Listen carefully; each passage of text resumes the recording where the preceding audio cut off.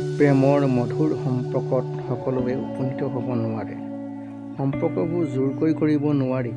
দুই হৃদয়ৰ একমত হ'লেহে প্ৰেম হ'ব পাৰে। কিন্তু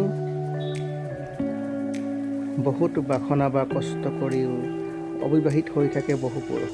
তেওঁলোকে যে একেবাৰেই অযোগ্য নহয়, বহুততকৈ কম যোগ্যতা সম্পন্ন ল'ৰাবোৰো প্ৰেমত পৰিছে।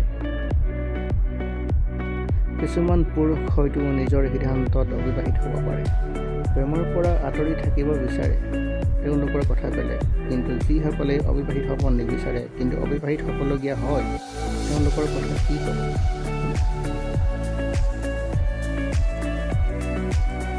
সমস্যাটো কি বা ক'ত আছে জানিলে ইয়াৰ সমাধান সহজ হ'ব। যদি আপুনি নিজৰ দুৰ্বলতাবোৰ বিচাৰি উলিয়াই সেইবোৰ অতিক্ৰম কৰে, তেন্তে প্ৰেমে আহি আপোনাক নিজেই ধৰিব। কিছুমান পুৰুষ কিয় অবিবাহিত হৈ থাকে জানি লওঁ আহক।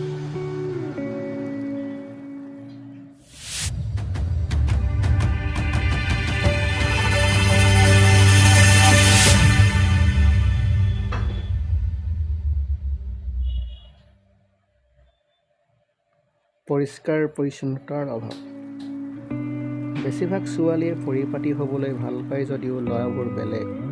বেছিভাগ ল'ৰাই পৰিপাটি হোৱাটো গুৰুত্বপূৰ্ণ বুলি নাভাবে।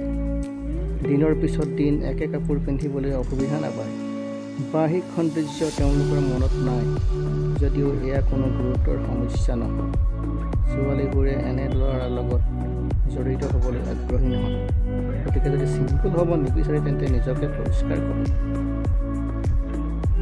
যদি ড্ৰাগছৰ প্ৰতি আসক্ত।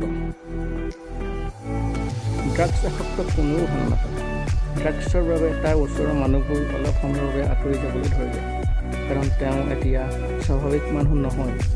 নিচাৰ বাবে এজন অস্বাভাৱিক ব্যক্তি হোৱা বিষয়টো লুকুৱাব খুজিলেও এটা সময়ত কথা উত্থাপন হয়। গতিকে ড্ৰাগছৰ প্ৰতি আসক্ত পুৰুষসকলে মনত নপৰে। নাৰীৰ প্ৰতি সন্মানৰ অভাৱ। বহু পুৰুষে নাৰীক পৰ্যাপ্ত সন্মান কৰিব নাজানে। নাৰীৰ প্ৰতি বিভিন্ন অসন্মানজনক আচৰণ প্ৰদৰ্শন কৰে, নাৰীক তুচ্ছ জ্ঞান কৰে। ইয়াৰ কাৰণে কোনো ছোৱালী সিহঁতক হৃদয়ৰ পৰা ভাল পাব নোৱাৰে। পুৰুষে যেতিয়া এগৰাকী নাৰীৰ লগত সন্মান সহকাৰে কথা পাতে, তেতিয়া নাৰীসকল স্বাভাৱিকতে তেওঁৰ প্ৰতি আকৰ্ষিত হয়।